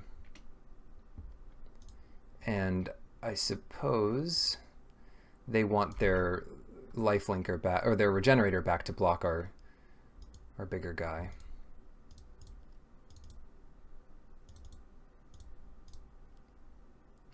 Yeah, you wouldn't, I mean, you wouldn't have really had a chance, would you, though? Like, we're doing less damage. Yeah, maybe not. Maybe not. I should say, oh, it would have been close. It would have been closer. This is just a bad attack, unless they don't regenerate it. Okay. Thank goodness. All right, they gave up. But yeah, I mean, that's a powerful deck. I kind of punted in the second match, but yeah, that'll happen when you don't play the format so much. You can see the powerful deck and maybe got some ideas if you're going to draft some Theros on your own. Now, don't draft too much, or you'll start to hate Magic, but it is fun once in a while to try out these old formats.